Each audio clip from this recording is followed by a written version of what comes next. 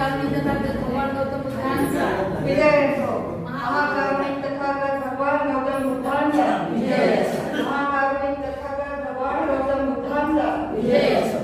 Bodhisattva doctor Babasaheb आंबेडकरांचा विजय असो. Bodhisattva doctor Babasaheb आंबेडकरांचा विजय असो. कार्यक्रमाला सुरुवात करण्यापूर्वी अध्यक्षाची गरज असते. जसं एखादं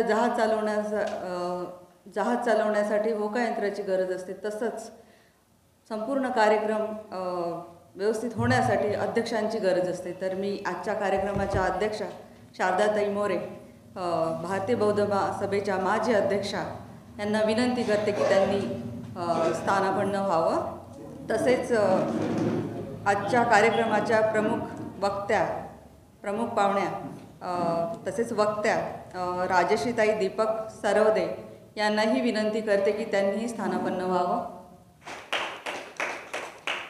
आज भारतीय बौद्ध सभेच्या रोकडेताईसुद्धा इथे आहेत. महिला सुनीताताई गजभार ह्या गाणार आहेत, तर त्यांना विनंती करते की त्यांनी आजचं स्वागत गीत गावं. महाकारुणिक तथागत गौतम बुद्ध, बोधिसत्व डॉक्टर बाबासाहेब आंबेडकर, माता रमाई, माता भीमाई, क्रांतीज्योती सावित्रीमाई, महात्मा ज्योतिबा फुले या सर्वांना प्रथमतः त्रिवार अभिवादन करते आणि आपल्या आलेल्या पाहुण्यांना माझा जय हिंद आणि आपण सर्व उपासक उपासिकांनाही मानाचा जय भीम करते. आज माझं गीत आहे, भीमा घे पुन्हा जन्म तू या दिनासाठी. पुन्हा एकदा बाबासाहेबांनी जन्म घ्यावा असं मला वाटायला लागलेलं आहे, कारण आता परिस्थितीच तशी आहे. बाबासाहेबांनी जे जे दिलं होतं आपल्याला ते सर्व आपल्याला टिकवता आलं नाही आणि आपण परत मागच्या सारखंच होऊ लागलेलं आहे. भीमा घे पुन्हा, भीमा घे पुन्हा जन्म तू या दिनासाठी. भीमा घे पुन्हा जन्म तू या दिनासाठी. भीमा कधी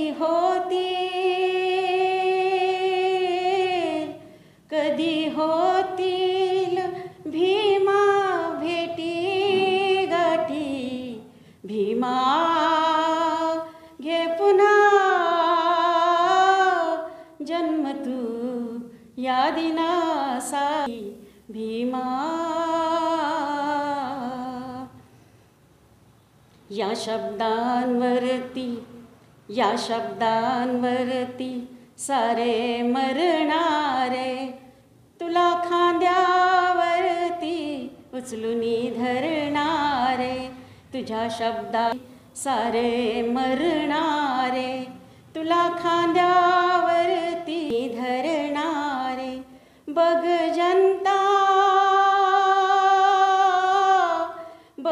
जनता तुझी पाही 9 कोटी. भीमा घे पुन्हा जन्म तू या दिनासाठी. भीमा रंजले गांजलेले त्रासले थकलेले, रंजले गांजलेले त्रासले थकलेले. भेटीसाठी तुझ्या आहे आज आतुरलेले. भेटीसाठी तुझ्या आहे आज आतुरलेले. बघ जनता तुझी आदर्शना केली दाटी. भीमा घे पुन्हा जन्म तू या दिनासाठी. भीमा कुणी जाई इकडे कुणी जाई तिकडे, कुणी जाई इकडे कुणी जाई तिकडे, तुझ्या संघटनेचे बाबा होती तुकडे, तुझ्या संघटनेचे बाबा होती तुकडे. त्या वयाशी तया नाही दमदाटी, भीमा घे पुन्हा जन्म तू या दिनासाठी, भीमा घे पुन्हा जन्म तू यासाठी, भीमा. जय भीम. ह्यानंतर आजच्या कार्यक्रमाच्या प्रमुख वक्ता ह्यांचा आपण सत्कार घेणार आहोत. आजच्या कार्यक्रमाच्या अध्यक्षा शारदाताई मोरे यांना विनंती करते की आपण त्यांचं स्वागत करणार आहोत, त्यांचा सत्कार घेणार आहोत. ताईंसाठी जोरदार टाळ्या वाजवूया. धायरी काही जवळ नाही आहे, खूप लांबून आलेल्या आहेत त्या, त्यांच्यासाठी खूप जोरात टाळ्या वाजवू आपण.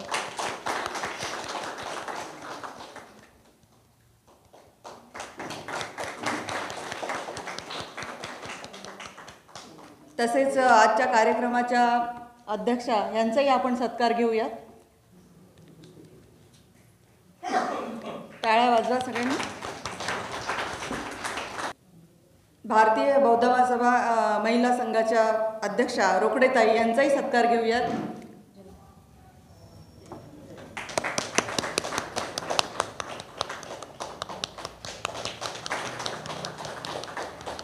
आजचा जो विषय आहे डॉक्टर बाबासाहेबांची धर्मांतरापूर्वीची धम्म जागृती, तर ह्या विषयी आयुष्यमान राजश्रीताई सरवदे ह्या आपल्यासमोर भाषण करणार आहेत. तत्पूर्वी त्यांचा थोडक्यात परिचय देते. राजश्रीताई ह्या राहणार धायरीला राहतात आणि महाराष्ट्र संघटक केंद्रीय शिक्षिका आहेत त्या आणि बौद्धाचार्यसुद्धा आहेत. महाराष्ट्रभर ताईंचे दौरे चालू असतात आणि त्या शिबिरसुद्धा शिकवायला जातात. तर अशा ह्या ताई जास्त वेळ न घालवता मी त्यांना विनंती करते की त्यांनी आपलं भाषण आमच्यासमोर प्रस्थापित करावं.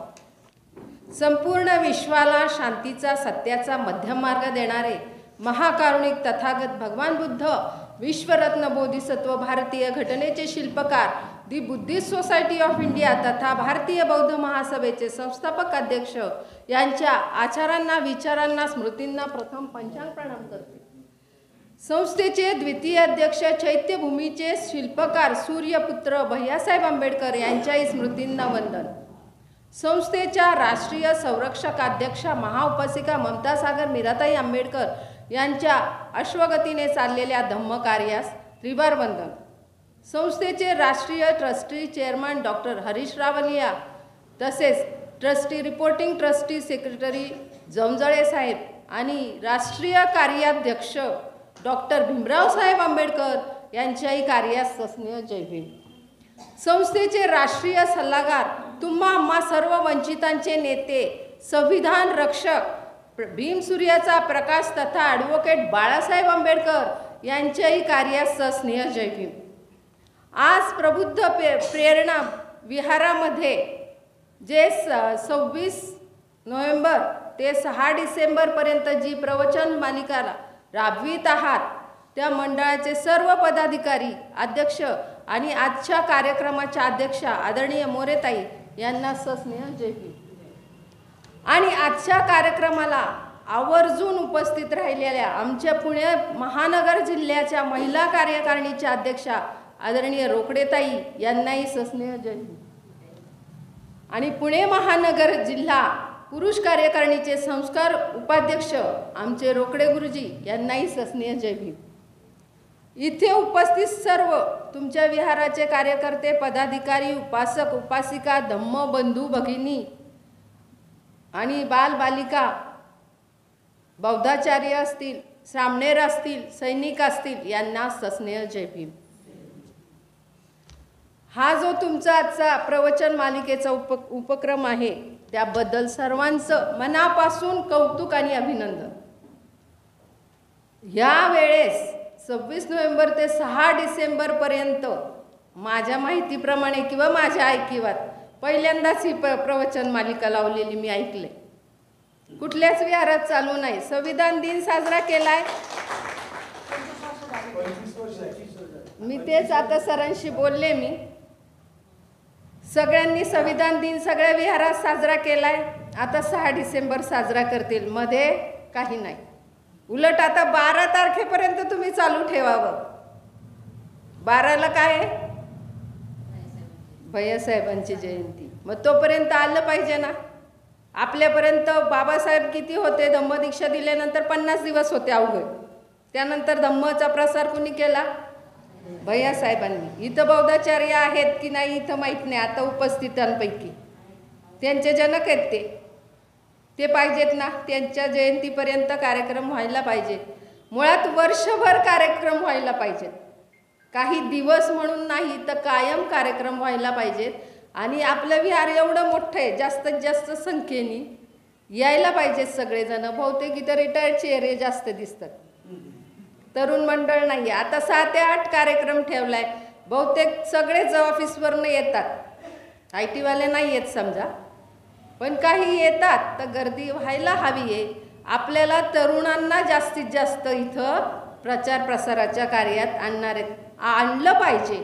आपण किती दिवस पुरणार आहे सांगा? माहिती आहे का कोणाचं? आत्ता काय आपण बोलतोय, पुढच्या क्षणी आपल्याला माहिती काहीच नाही आहे काय होणार आहे. मग ही चळवळ थांबली पाहिजे का सुरू राहिली पाहिजे? सुरू राहिली पाहिजे. म्हणून तरुणांनी येण्याची जास्त आवश्यकता आहे. हे सर्वांनी लक्षात घ्या. मागच्या वेळेस पण मी शिबिराला आले होते पहा.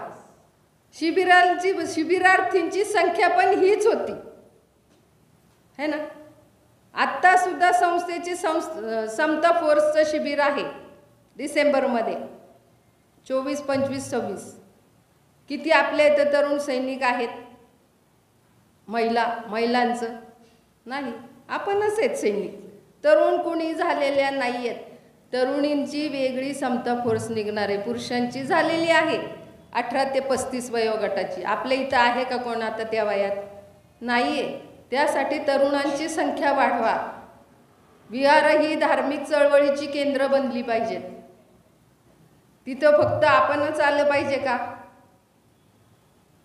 आपण जसं लहान मुलांना, जेव्हा लहान मुलं असतात, अजून विषय सुरू नाही झालेला, विहारात येण्याबद्दल एक छोटंसं उदाहरण देते. आपण लहान मुलांना जेव्हा बघा काही आणायला पाठवतो दुकानात, महिलांना जास्त माहिती आहे, तर एक 10 रुपयाची वस्तू आणायची तरी त्यांना आमिष काय देतो? चॉकलेट घे तुला, देतो ना. असं काहीतरी प्रयत्न करून आपण मुलांना, तरुणांना विहारात आणायचा प्रयत्न करायचा आहे. अनाथ पिंडक माहिती आहे सर्वांना. धम्म सगळे बुद्धन धम्म आता दिलेला आहे. सगळ्यांचा पाठ आहे बुद्धन धम्म. सगळे आता ग्रंथ वाचन पण झालंय वर्षावासात. पूर्ण कुटुंब विहारात जात होतं. पूर्ण कुटुंब. जेतवन विहार तर दान केले अनाथ पिंडकांनी, ते सगळं माहिती आहे. पण त्यांचा मुलगा, अनाथ पिंडक 3दा विहारात जायचे दिवसातून. जोपर्यंत तथागत जेतवनात आहेत तोपर्यंत 3दा विहारात जायचे. आणि नसले तरी जायचे की ते आहेत असं समजून. मुलगी जायची, पत्नी त्यांची जायची, पण मुलगा काही विहारात जात नव्हता. मग काय करायचं? मुलांनी विहारात गेलं पाहिजे. मग त्यांनी एक युक्ती लढवली की तेव्हा रुपये नव्हते, काशार्पण त्यावेळेचं नाणं होतं. तर तुला मी 10 काशार्पण देईन, तू फक्त जेतवनापर्यंत जायचं आणि परत यायचं, एवढं सांगितलं. आता आपल्याला 10 काशार्पण मिळणार आहेत. मुलाला वाटलं आपल्याला पैसे मिळतात, जाऊन यायचं, काय हरकत आहे, जाऊन येतो मी. जाऊन आल्यानंतर सांगितलं मी जाऊन आले, द्या मला 10. मागितले, घेतले. दुसऱ्या दिवशी सांगितलं तू फक्त आज जाऊन ये, काय चाललंय तिथं बघून. आज जा, विहारात जा आतमध्ये, तुला मी 50 देतो. ठीक आहे. गेलं बाई पळत पळत, जाऊन बघून आला. आतमध्ये खूप गर्दी बसली, संघ बसलाय, उपासक उपासिका बसली, काहीतरी बडबड चालली. आले बाबा पळत पळत, द्या मला, चला 50, मी जाऊन आलो. असं 2-3 वेळा केलं. चौथ्यांदा म्हटलं मी तुला 500 देतो, तू आज जायचं, बसायचं आणि तथागत काय सांगतात ते येऊन मला सगळं सांगायचं. 500 मिळणार येताच धावत धावत गेला आणि तथागतांच्या समोर जाऊन बसला, एकदम समोर, की मी आता समोर बसलोय म्हणजे मला व्यवस्थित ऐकू येईल, मी शब्द घरात जाऊन सांगेल वडिलांना, मग मला 500 काशार पण मिळतील. तथागतांची एक उपदेश देण्याची पद्धत होती. सगळ्यांचं चेहरे वाचायचे, सगळ्यांचे चेहरे, कुणाच्या मनात काय चालले. तथागत होते ते. कोण होते? बुद्ध होते. त्यांना तेवढं ज्ञान होतं कुणाच्या मनात काय चालले. त्या दिवशी त्या विषयावर त्यांचा उपदेश असायचा. त्या दिवशी त्यांनी प्रवचनाला सुरुवात केली आणि त्यांनी प्रवचन दिलं होतं लोभ या विषयावर. आणि त्यांनी ते सगळं शब्द ऐकला, इतका भारावून गेला. प्रवचन संपल्यानंतर त्याच ह्याच्यामध्ये भावना पूर्ण त्याची बुद्धांच्या चरणी लीन झाला आणि घरी आला, शांत येऊन बसला. संपूर्ण काय काय प्रवचन दिलं, काय देसना दिली, सगळं सांगितलं अनाथपिंडकाला. म्हणे वा वा वा, तू छान ऐकून आला, हे घे 500 रुपये, 500 काशार्पण. तर म्हणे नाही, मला हे नकोय, मला आता एवढं अनमोल काहीतरी भेटलंय, तर मला ह्या 500 काशार्पणाची गरज नाहीये. अनाथपिंडकाच्या नंतर पण आजीवन तो मुलगा विहारात जाऊ लागला. बघा, काहीतरी आपण प्रयत्न केला पाहिजे ना त्यांना आणण्यासाठी. हे सर्वांनी लक्षात घ्या. आणि आपलं विहार छान आहे, ते जास्तीत जास्त पुढे प्रसिद्ध व्हावं किंवा जास्त गर्दी व्हावी, मुलं यावीत, लहान मुलं यावीत, बालसंस्कार वर्ग व्हावेत तिथं, त्यासाठी हे सांगण्याचा उद्देश होता. तर आजचं आपलं हे प्रवचनाचं 8वं पुष्प आहे माझ्या माहितीप्रमाणे. 8वं आहे ना? आजचा विषय काय आहे? बाबासाहेबांनी धर्मांतरापूर्वी धम्मजागृती करण्यासाठी काय केलं. आता बाबासाहेब सर्वांना माहिती आहे, सगळ्यांनी वाचलेत, पाठ केलेत, तन मन धनानी बाबासाहेबांच्या कार्यात सर्वांनी वाहून घेतलेलं आहे. पण बाबासाहेब वाचण्याची, पाठ करण्याची किंवा आता आपण फोटोला हार घातला याच्यासाठी आहेत का बाबासाहेब? बाबासाहेब जगावं, आपल्या रक्तातनं आणि नसानसातनं बाबासाहेब पाहिजेत, दिसले पाहिजेत आपल्यात बाबासाहेब आहेत, आपण बाबासाहेबांची अवलाद आहे हे दिसलं पाहिजे ना. का आम्ही फोटोला हार घातला 6 डिसेंबरला किंवा 14 एप्रिलला आम्ही विहारात गेलो, पुतळ्याला गेलो, पुणे स्टेशनला, हे केलं म्हणजे झालं का? बाबासाहेबांना असा समाज अभिप्रेत होता का? नाही. त्यांनी किती आपल्यासाठी त्रास भोगलाय. आपण सगळे वाचतो, सगळे सुज्ञ इथं, सगळे माझ्यापेक्षा अभ्यासू व्यक्ती इथं बसलेले आहेत. लहानपणापासून बाबासाहेबांना किती त्रास भोगावा लागला. दलित आहे, अस्पृश्य आहे, खालच्या जातीतले, किती त्यांना हिणवलं गेलं. पूर्ण त्यांच्या फॅमिलीला, पूर्ण फॅमिलीला, सकपाळ फॅमिली, कुठली? आंबडवेची सकपाळ फॅमिली, सकपाळ. हा खरा जुन्या ह्याच्याने आपण विचार केला ना, सकपाळ म्हणजे एक संघपाल, म्हणजे आपलं पालनच केलंय ना. नंतर टीचरांनी, त्यांच्या गुरुजींनी नाव बदललं त्यांचं, आंबेडकर नाव. पण सकपाळ याचा अर्थ जर आपण बघितला तर संघपाल म्हणजे आपलं पालन करता. मग आपण बाप म्हणतोय फक्त म्हणायला आहे का? किती वर्गाच्या बाहेर बसून शिकले, तर किती डिग्र्या घेतल्या? 32 डिग्र्या, 9-10 भाषांचं त्यांना ज्ञान होतं. किती काम केलं कोणासाठी? किती त्यांना, किती लाखोची ऑफर होत्या ना, पगाराच्या नोकऱ्या होत्या, पण घेतल्या का त्यांनी आपल्यासाठी? राजरत्न गेला तेव्हा पैसे नव्हते ना, माहिती आहे सगळ्यांना. आणि कोण होते ते? बॅरिस्टर होते. पण तो विचार केला का त्यांनी? नाही केला. समाजासाठी त्यांनी पूर्ण आयुष्य आपलं खर्ची घातलेलं आहे. कुठलीही गोष्ट आपल्यासाठी देण्याची ठेवलेली नाही. आपल्याला कुठलंच कार्य करायचं बाकी ठेवलेलं नाही. पण हे सगळं आपल्याला फुकट मिळालं आहे म्हणून आपल्याला त्याची कदर नाही. वर्गाच्या बाहेरून शिक्षण घेतलं, पाणी प्यायला नाही, कुणी खेळायला घ्यायचं नाही, त्यांची कटिंग करायची तर न्हावी यायचं नाही ना. न्हावी काय उच्च कुलातले आहेत का? बहिणी त्यांच्या कटिंग करायच्या. हे सगळं त्यांच्या लक्षात होतं, लहानपणापासून त्यांच्या डोक्यात भिनलेलं होतं. तरी पण बुद्धिमत्तेच्या जोरावर आणि रामजी बाबांच्या साथीने त्यांचं शिक्षण सुरू झालं. वर्गाच्या बाहेर तर वर्गाच्या बाहेर आपण शिकूया, मग हळूहळू 1907 बाबासाहेब मॅट्रिक झाले. माहिती आहे ना सगळ्यांना, बाबासाहेब मॅट्रिक झाले. त्यावेळेस त्यांचा सत्कार ठेवला है ना, सत्कार ठेवला होता ना. ते वामनदादा कर्डकांचं एक गीत आहे बघा जुनं, साऱ्या महारामध्ये मॅट्रिक नव्हतं कुणी, यश घेऊन आली माझ्या भीमाची लेखणी, झिजून जीवाचं रान माझ्या भीमानं केलं, या देशाला दान माझ्या भीमानं केलं. काय दान दिले? संविधान दान दिले, सुविधान, चांगलं विधान, आपलं जीवन सुखकर होणारं विधान आपल्याला दान केलेलं आहे. तर एवढं त्रासातनं येऊन सुद्धा त्यांचा मोठा सत्कार झाला. केळुसकर गुरुजी त्यांचे 1897 त्यांनी स्वतःनी लिहिलेलं पुस्तक बुद्धचरित्र त्यांना भेट म्हणून दिलं. आणि बाबासाहेबांना वाचनाची गोडी कोणी लावली होती? रामजी बाबांनी. मग पुस्तक एकदा हातात आलं तर सोडणार आहे का? आता आपल्याला कितीही पुस्तकं मिळू दे, आपण घरी नेऊन ठेवतो. वाचतो का सगळी? कोणी घरातली सगळी पुस्तकं वाचली? एकाने तरी सांगावं इथं. सगळे अभ्यासू आहेत. मी पण नाही वाचली माझ्या घरातली सगळी पुस्तकं. जसं वेळ मिळेल तसं आपण वाचतो, पण वाचाल तरच. जो इतिहास विसरला तो इतिहास घडवू शकत नाही. इतिहास आपल्याला कळला पाहिजे.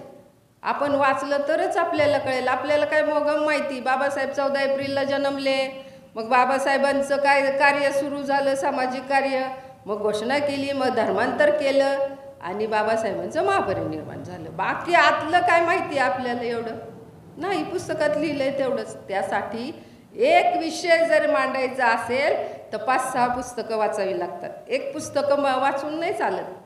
आता आपल्याला बाबासाहेब चरित्र विषय सांगायचा आहे तर फक्त चरित्र वाचून चालेल का? नाही. एका पुस्तकात सगळं येईल का?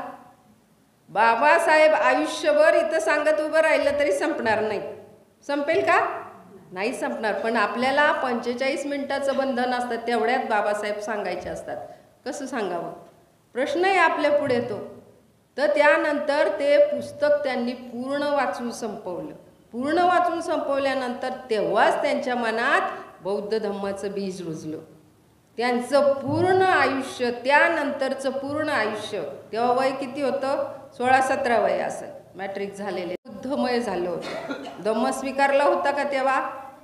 पूर्ण त्यांनी सगळ्या पारमिता पार केल्या, पंचशील पार केलं, आर्य अष्टांग मार्ग पार केला, सगळं पार केलं.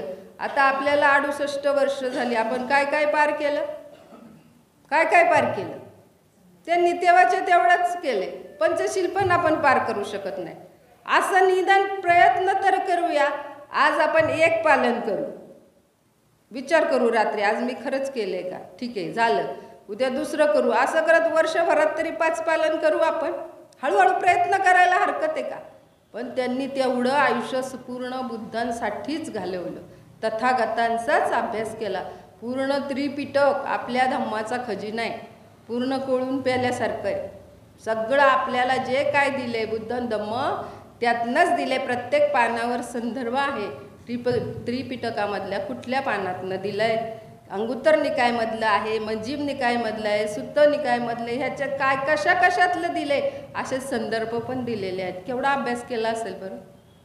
एवढं आपल्यासाठी करून ठेवले. पण त्यांनाही किती त्रास भोगावा लागला त्यासाठी. आपली पत्नी गेली, मुलं गेली. आता कसे बसे मॅट्रिक झाले. मग हळूहळू थोडीशी सयाजी महाराजांची मदत, शाहू महाराजांची मदत, त्यांनी पुढचं शिक्षण पूर्ण करू लागले. मग BA झाले. कधी झाले? 1912 BA झाले. मग त्याच्यानंतर बडोद्याला नोकरीला गेले. सयाजीरावांची अट होती ना, त्यामुळे बडोद्याला त्यांना नोकरीला जावं लागलं. तिथे त्यांना किती अपमान सहन करावे लागले. फायली फेकून दिल्या. एवढा सुटाबुटातला एवढा शिकलेला माणूस, तो शिपाई काय एवढा शिकलेला असेल का? पण त्यांना किती अपमान सहन करावं लागला. त्यांनी नाव बदलून पारशाच्या इतर राहिले. तिथनंही त्यांना बाहेर काढलं.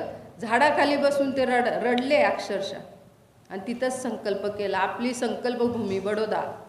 पाहून यावा आपली ज्या घटना घडल्यात ना, याची देही याची डोळा सगळ्यांनी पाहून यावं. आपल्याकडे ज्या ज्या घटना घडल्यात त्याचा संपूर्ण पुरावा दस्तऐवज आपल्याकडे असतो है ना. त्यामुळे त्या घटना आपण जिथं घडल्यात ती जाऊन पाहिलं पाहिजे. बडोद्याला गेलोय आपण, गेलोय ना, सगळे बहुतेक गेले असतील. नाही गेले? जा, ती संकल्पभूमी बघून या. तिथंच संकल्प केला बाबासाहेबांनी, आता मी एवढा शिकलोय तरी पण सुटाबुटात राहतोय तरीही मला एवढा त्रास सहन करावा लागतो, अस्पृश्यता, दलित किंवा घाणेरडी लोक, असं खूप त्यांना ऐकून घ्यावं लागलं. तर माझा समाज तर अशिक्षित आहे, माझ्या समाजाला किती भोगावं लागत असेल, माझ्या समाजाला कुठलाच अधिकार नाही आहे शिक्षणाचा. त्यांनाही नव्हता, पण त्यांनी त्यातही मार्ग काढून कसं तरी शिक्षण पूर्ण केलं. संस्कृत शिकता येत होतं का बाबासाहेबांना? नाही म्हणले तुम्ही संस्कृत शिकू नाही शकत, एवढं शिक्षण घेतले बाद झालं, तरीही बाबासाहेबांनी संस्कृत शिकले ना. किती भाषा, 9-10 भाषा शिकलेत बाबासाहेब. तर हे बडोद्यावरनं आले, नोकरीनंतर सोडली, रामजी बाबा गेल्यानंतर इकडं आले, पुन्हा अमेरिकेला शिकायला गेल्यानंतर तिथनं शिक्षण करत करत 2 वेळा, एकदा अमेरिकेला गेले, लंडनला गेले, बॅरिस्टर होऊन आले बाबासाहेब. पण बडोद्याला ठरवलं होतं आपण काय करायचं, सगळं राजकीय सामाजिक सगळं कार्य त्यांचं चालू होतं. पहिलं मूकनायक काढलं, मुक्या समाजाला आवाज दिला 1920, 31 जानेवारी 1920. त्याच्यानंतर 23ला बॅरिस्टर होऊन आले, 1923ला बाबासाहेब बॅरिस्टर होऊन आले. मग त्यांच्या सभा कार्य सगळं जोरात सुरू झालं. शाळेत असताना कोरेगावला पण त्यांना बैलगाडीतून हाकलून दिलं, माहिती आहे ना, बैलगाडीतून उतरून दिलं. तसंच एकदा बाबासाहेब जळगावच्या सभेला गेले होते. जळगावला सभेला गेले असताना तिथं टांगे होते, पूर्वी इथं होते ना पुण्यात टांगे, तर त्या टांग्यामध्ये बसायचं. तो टांगेवाला माणूस म्हटला, ह्या माणसाला मी नेणार नाही, अस्पृश्य समाजाचा आहे, याला मी नेणार नाही आहे, तर माझा टांगा देईल, त्या टांग्याचं भाडं मला द्या, तुमच्यापैकी कोणीतरी चालवा. म्हणजे किती बिकट परिस्थिती. आता कोणाला येते टांगा चालवता? तरी एक कार्यकर्ता उठला की साहेब मी चालवतो आणि तुम्हाला सभेच्या ठिकाणी घेऊन जातो. तिथं आलामध्ये पूल, त्याला कसा लगा मोडावा काय कळलं नाही कार्यकर्त्याला, पडले पुलावरनं खाली. बाबासाहेबांचा पाय फ्रॅक्चर होता, काठी होती ना बाबासाहेबांच्या हातात, होती ना, तेव्हाचा पाय फ्रॅक्चर झालेला. किती म्हणजे काय झालं. इथं पनवेलला जाताना पाणी दिलं नाही हॉटेलमध्ये, सोनबाई येवले किती वर्ष पाणी घेऊन बसलेले आहे ना, पाण्याचं गाणं गीत सगळ्यांना माहिती येते. तर ह्या गोष्टी आपण आठवल्या पाहिजे. नुसते बाबासाहेब वाचून नाही चालणार, जगावं, बाबासाहेब जगले पाहिजे, जयंतीला रक्तामधला भीमराव पाहिजे, एवढंच गाणी म्हणतो आपण, नसतो. पण आहे का? त्यांनी काय सांगितले त्याच्यावर चालतोय का आपण? अत दीप भव, स्वतःचा विकास स्वतः करायचा आहे. या मूर्तीची पूजा केली किंवा बाबासाहेबांच्या फोटोची पूजा केली तर आपलं सगळं होणार आहे का? आपला उद्धार आपल्यालाच करायचा आहे. आपला धम्म आचरणात्मक आहे ना, का दाखवण्याचा आहे? ते आता आम्ही विहारात आलो आहे, अगरबत्ती मेणबत्ती लावली, हार घातलाय, झालं आम्ही बुद्धिस्ट झालो, असं नाही आहे. आचरण करा तरच तुम्ही बुद्धिस्ट आहात हे कळेल. अजूनही आपण उपासक उपासिका नाहीच आहे आपण, कारण आपण पूर्णार्थाने धम्माचं आचरण करत नाही. त्यानंतर मग सामाजिक कार्य सुरू झालं. मग सत्याग्रह ठरला, चौदार तळ्याचा सत्याग्रह करायचा. का जिथं पशुपक्ष्यांना जनावरांना पाणी मिळते तिथं माणसाला पाणी मिळत नाही, त्यासाठी तो सत्याग्रह केला. मग आपण हे कितीही काही केले, कितीही कायदे केले तरी पण आपल्याला कुठलेही हक्क अधिकार मिळत नव्हते. चौदार तळ्याचा सत्याग्रह झाला तरी सुद्धा आपल्या लोकांना मार पण खावा लागलाय ना. परत दुसऱ्या दिवशी शेणगोमूत्रांनी त्याचं शुद्धीकरण केलं, त्याचं काही एवढा इफेक्ट झाला नाही. बाबासाहेब म्हटले एवढा आपण प्रयत्न करतोय, काहीच होईना अजून सामाजिक कार्यात किंवा कशातही काही आपल्याला कुठलाही हक्क अधिकार मिळत नाही. मग काय केलं? 25 डिसेंबर 27ला काय केलं बाबासाहेबांनी? मनुस्मृतीचं दहन केलं. त्याच्यामुळे चातुर्वर्ण व्यवस्था नष्ट होईल आणि आपल्याला काहीतरी ह्याच्यातनं फलनिष्पत्ती प्राप्त होईल. सम्राट अशोकाचा वंशज बृहद्रथची हत्या झाली, पुष्यमित्र शुंगाने केली ना. त्याच्यानंतर सगळा धम्म ऱ्हास पावला. सगळे बनतेंच्या कत्तली झाल्या, कुणी पळून गेलं, कुणी काय, म्हणजे धम्म अस्तित्वात नव्हता. मग त्यावेळेस इसवी सन पूर्व 200ला कोण आलं? मनूची कथा सुरू झाली. तिथून मग ती चातुर्वर्ण्य व्यवस्था आपल्याला सगळे हाल वनवास भोगायला लावणारी ती सुरू झाली. माणसाला माणूस म्हणून जगण्याची मुभा नव्हती. तू छोटा तू मोठा आणि स्त्रीला तर कशातच अस्तित्व नव्हतं. आता भीमा कोरेगाव आले ना गेलोय ना आपण, जातो ना. 1 जानेवारी 1927ला बाबासाहेब भीमा कोरेगावला आले होते. तो इतिहास पाहिला बाबासाहेबांनी, तिथं लिहिलेला आहे स्तंभावर. ते कळलं आता काहीतरी क्रांतीवर प्रतिक्रांती करण्याची गरज आहे. त्यानंतर परत शूद्रादिशूद्र कोण होते ही पुस्तकं बाबासाहेबांनी लिहिली. बरंच म्हणजे त्याच्यावर संशोधन सुरू झालं की ह्याचं मूळ काय आहे. मूळ शोधल्याशिवाय त्याच्यावर उपाय शोधता येत नाही. आपण दवाखान्यात गेल्यावर गेले आपल्याला औषधं मिळतात का? नाही. आधी तपासतात डॉक्टर, मग काय होतंय ते शोधतात आणि मग त्याच्यावर औषध मिळतं. त्याप्रमाणे तिथं त्यांनी त्याच्यावर संशोधन केलं की आपल्याला दुसरं काहीतरी इथनं मार्ग काढावा लागेल. मग ती सगळी पुस्तकं लिहिली, त्याच्यावर संशोधन केलं. त्याच्यानंतर पुन्हा एकदा प्रयत्न, काळाराम मंदिरचा सत्याग्रह करू. आपल्याला हिंदू समजतात तरी आपल्याला मंदिरात प्रवेश देत नाही.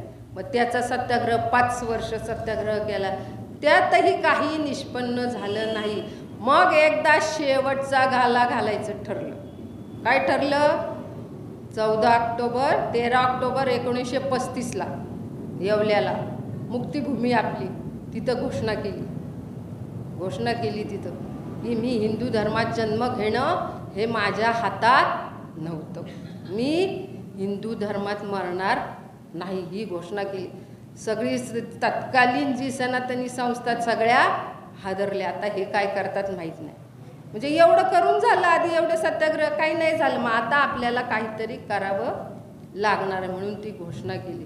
घोषणा केल्यानंतर वर्षभर त्यासाठी प्रयत्न चालले, कागदोपत्री चालले, सभा घेतल्या. नंतर तरी त्याच्यावर कुणी एवढं लक्ष देईना. मग 1936मध्ये लगेच 1 वर्षांनी त्यांनी एक इलाका परिषद नावाची परिषद भरवली. त्या परिषदेला धर्मांतर परिषद पण म्हणतात. त्यासाठी सगळ्यांना गोळा केलं. आपल्याला धर्मांतर केल्याशिवाय गत्यंतर नाही. आपल्या लोकांनी जी हीन कामं करत होती, आपली लोक काय करत होती? मेलेली जनावरं ओढायची आणि ती खायची, त्याचे थोडेफार पैसे मिळायचे आणि खायला मिळायचं.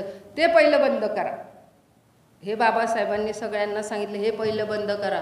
मग उच्चपदस्थ लोक काय म्हणायला लागली? तुम्ही त्यांच्या पोटावर पाय दिला. त्यांना ते खायला मिळत होतं, पैसे मिळत होते, त्यांचे थोडंफार चाललं होतं व्यवस्थित, तरी तुम्ही त्यांना ते बंद करायला लावलं. आता तुमचा समाज आणखी उपाशी मरणार. ते म्हणलं ठीक आहे, आम्ही असे उपाशी मिळालो तरी काय नाही, त्यातनं पैसे मिळतात, खायला मिळतंय ना, मग तुम्ही त्यांना जे पैसे द्यायचे त्याच्या दुप्पट पैसे मी देतो, ते काम तुम्ही करा. करतील का? नाही करणार. त्यातनं पहिलं बाहेर काढलं.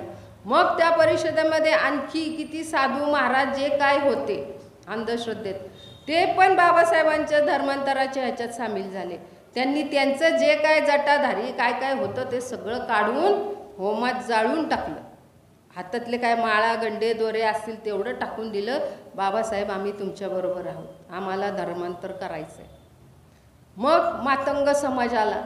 अजूनही बऱ्यापैकी मातंग समाज इकडं आलेला नाही आहे. अजूनही परडी घेऊन फिरतात ते, पण जयंती करतात ते, बाकी बाबासाहेबांना मानतात, पण बाकीचं सोडलेलं नाही आहे. त्यावेळेस त्यांनी पण हमी दिली बाबासाहेबांना, आम्ही तुमच्यासोबत आहोत, आम्ही पण धर्मांतराच्या लढ्यात येऊ. स्त्रिया पण होत्या ज्या हीन कामं करत होत्या, है ना, त्यांनाही सांगितलं तुम्ही जे काय कामं करतात, जोगवा मागणाऱ्या किंवा नाच काम करणाऱ्या वगैरे बऱ्याच प्रकारची, तर म्हणे तुम्ही ते काम करायचं नाही. त्यांनी पण बंद केलं, आम्ही हे काहीच करणार नाही साहेब बाबा, आम्ही तुमच्यासोबत आहोत. म्हणजे थोडा समूह ही धम्मजागृती केल्यामुळे लोक बाबासाहेबांकडे जमा झाली. एवढे मोठं कार्य त्यावेळेस झालं की त्यांना दुसरं काही आता वाटलं आपल्याला हेच करायचं आहे. मग हेच करायचं आहे म्हटल्यावर आता साहेब धर्मांतर करणार आहेत. मग सगळ्या धर्मांची लोक बाबासाहेबांकडे आली की आमच्या धर्मात या, हा माणूस आमच्याकडे पाहिजे. सगळ्यांना वाटू लागलं. निजाम तर पोत्यांनी पैसे घेऊन आला, कोट्यांनी, कोटी रुपये, की आमच्या धर्मात या. पण मुस्लिम धर्म हिंसा करणार आहे ना, त्यामुळे बाबासाहेबांना वाटलं ह्यांचं नको. बघा गावात जरी तुमची 100 घरं असू दे, हिंदूंची आणखी 200-300 घरं असू दे, पण 2च घरं जर मुस्लिमांची असतील तर त्या घरांच्या वाटे कुणी जात नाही, कुणी वाद करत नाही त्यांच्याशी, कुणी भांडणं करत नाही. तर एवढे आणि आपली एवढी संख्या असून सगळ्यांनी आपल्यावर अन्याय अत्याचार केलेत ना. मग तो आपल्याला हवाय का? नाही. मग तेव्हापासून तब्बल 21 वर्ष बाबासाहेबांनी सर्व प्रमुख धर्मांचा अभ्यास करायला सुरुवात केली. पंजाबला कुणाला पाठवलं शीख धर्माचा अभ्यास करायला? माहिती आहे आपल्याला सगळ्यांना. कोणाला पाठवलं? भैयासाहेब आणि मुकुंदराव आंबेडकर दोघांना, म्हणजे मुलगा आणि पुतण्याला पाठवलं. आनंदरावांचे मुलगा मुकुंदराव आंबेडकर आणि भैयासाहेबांना तिकडं पाठवलं. इकडे इटालियन भंतेजी लोकनाथ नावाचे ते राजगृहाला आले बाबासाहेबांना भेटायला. राजगृहाला आले की साहेब तुम्ही धर्मांतर करताय असं मला कळलेलं आहे, म्हणून मी तुम्हाला भेटायला आलो आहे. तर म्हणे काय प्रयोजन? तर म्हणे तुम्ही बौद्ध धर्माचा स्वीकार करावा. भंतेजी सांगून गेले. नंतर हिंदू धर्माचे काही आले, झालं गेलं आमच्याकडनं काय झालं असेल थोडंफार, तुम्ही धर्मांतर करू नका. मग ख्रिश्चन आले. ख्रिश्चन काय म्हणायचे? आमचंच खरं, आमचं म्हणजे येशू ख्रिस्त कोण आहे? देवपुत्र, देवदूत आहे. देवदूत मुस्लिमांचे म्हणतात, देवपुत्र आहे, मी म्हणल ते ऐका. मुस्लिम म्हणतात आम्ही देवदूत आहे, मामा आमचं ऐका. बाकी म्हणतात आम्हीच देव आहे, आमचं ऐका. सगळेजण असंच म्हणणार आहे. मग एकच धम्म आपला असा आहे जो म्हणतो तूच तुझ्या जीवनाचा शिल्पकार, अत्त दीप भव, अत्तही अत्थ न नाथो, तूच तुझा स्वामी आहे, तूच तुझा उद्धार करणार आहे. मग योग्य काय अयोग्य काय हे बाबासाहेबांना समजत होतं. सगळ्याची तुलनात्मक सर्व धर्मांचा अभ्यास केलेला आहे. इवन जैन धर्माचा पण त्यांनी अभ्यास केला. त्याच्यात पराकोटीची अहिंसा होती. त्या काळात उच्छेदवादी आणि शाश्वतवादी 2 प्रकारची लोक होती. आज ना उद्या मरायचंच आहे, खाऊन पिऊन मजा करू, पुढं जे काय होईल ते बघू, अशी काही. आणि काही टोकाची खूप व्रत वैकल्य उपास तापास करणारे, म्हणजे मला प्रसन्न होईल. कोण प्रसन्न होतं का? कोणावर? नाही. कितीही असू दे. किती आहेत? 33 कोटी. ती कोणाची पोटं भरतात आपल्याला माहिती. कितीही असू दे, कोटी आणि कोटी, त्या सर्वांवर विजय मिळवणारी माझी भीमाईच मोठी, माझी भीमाईच मोठी. दुसरं कुणीच नाही आहे जगात. आपला उद्धार कुणी केला असेल तर बाबासाहेबांनीच केला असेल. किती असू दे, किती कोट्यांनी असू दे, किती आपल्याकडं त्याला स्थान नाही आहे. बाबासाहेब म्हणतात माझ्या मागं मेंढरासारखं फिरू नका. अनुयायी बनण्यापेक्षा मी काय सांगितले त्याचं अनुसरण करा, अनुकरण नाही करायचं. त्यांच्या मागं मेंढरासारखं नाही फिरायचं. मी जरी सांगितलं असलं तरी तुम्ही तुमच्या बुद्धीला पटेल, रुचेल, जसं तथागतांनी सांगितलं. जरी तुम्हाला माझा धम्म स्वीकारायचं किंवा ह्या संघात सामील व्हायचं असेल तर येही पस्सिको, या, पहा, तुमच्या बुद्धीला पटेल तरच या, नाहीतर यायची गरज नाही, असं सांगितलेलं. तेच बाबासाहेबांचं वाक्य होतं. जरी दीक्षा देताना कुणावर जबरदस्ती केली का? आपल्यावर केली? कोणावरच केली नाही. आणि अजूनही कोणावर जबरदस्ती नाही. सगळ्यांना अभिव्यक्ती स्वातंत्र्य आहे. कुणीही कुठल्या धर्मात राहू शकतो, जाऊ शकतो, काहीही करू शकतो, असं सगळं आहे. त्यामुळं आपल्याला अजूनही लोक आपली 68 वर्ष झालेली असली तरी फक्त लग्नाला, मैताला, जयंतीला विहार उघडणारी लोक आहेत आणि जोरात नाचणारी. आमची खूप छान जयंती होती आमच्याकडं, आम्ही वर्षातून एकदा विहार उघडतो. तर असं करण्यापेक्षा आणि वर्षभर सगळीकडे सगळं करणारे लोकांपेक्षा जी 2-4 आहेत त्यातही लोक खोडा घालणारी आहेत. तर आपल्याला अभिव्यक्ती स्वातंत्र्य दिले. तुम्हाला जर दोन्हीकडे राहायचं असेल तर तुम्ही एकच धरा ना काहीतरी. बाकीचे येतात का? मिक्स करतात का आपल्या धर्मात? काय किती प्रमुख धर्म आहे ते येतात का मिक्स करायला? आम्ही तुमचंही करू, आमचंही करू. पण आपण मागचं विसरलेलो नाही. अजूनही आपली जसं आहे तसंच जगतोय आपण. आपण स्वतःत काही बदल केलाय का? आता काळानुसार बदलण्याची किती गरज आहे? आत्ताच निवडणूक होऊन गेली. आहे का एकी आपल्याकडे?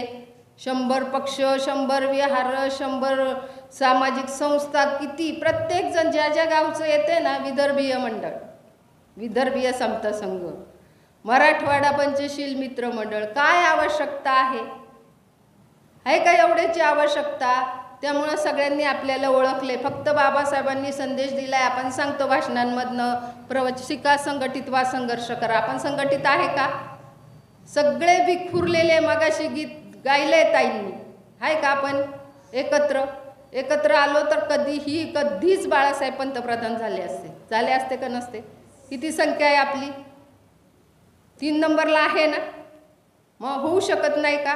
पण आपली एकजूटच नाही. प्रत्येकजण म्हणते मी मोठ्या बापाचा, मला मोठा मान द्या. पण ज्याच्यामुळे आपण इथं उभं आहेत त्यांच्या मागे कुणी उभं राहत नाही. तर हे आपण लक्षात ठेवलं पाहिजे. आपल्यात काहीतरी परिवर्तन झालं पाहिजे. उत्पत्ती स्थिती लय आपल्याला सांगितलेली आहे ना धम्मात. मग आपल्यात काय बदल होतोय का? ठेविले आनंदे तैसेच राहावे, चित्ती असू द्यावे समाधान. बस, काही परिवर्तन नकोय आपल्याला. जसं आहे तसं चाललंय, तसं सगळे जगतात तसं आपण जगू. पण परिवर्तन काळाची गरज आहे ना. एक कळी असते, तिचं फूल होतं, नंतर दुसऱ्या दिवशी ते संपणार आहे. मग हे आपल्याला माहीत असून सुद्धा आपण अजूनही आपल्यात बदल करत नाही. त्यानंतर बाबासाहेबांनी आपली शैक्षणिक पद्धत सुधारण्यासाठी कॉलेजांची स्थापना केली. सगळे आता पूर्ण इतिहास सांगत बसलं तर इथं खूप वेळ होणार आहे. तर कॉलेज पहिलं काढलं, सिद्धार्थ कॉलेज काढलं. CST आता नाव आहे ना मुंबईला. VTला पहिलं होतं ते नाव. कोणाचं दिलं सिद्धार्थ कॉलेजला? कोणाचं नाव आहे हे? सिद्धार्थ गौतमाचं, है ना. आता आपण त्रिसरण पंचशील घेतलं. सिद्धार्थ गौतम नमामि म्हटलो का आपण? काय म्हटलो? व्यक्तीला नमन केले का आपण?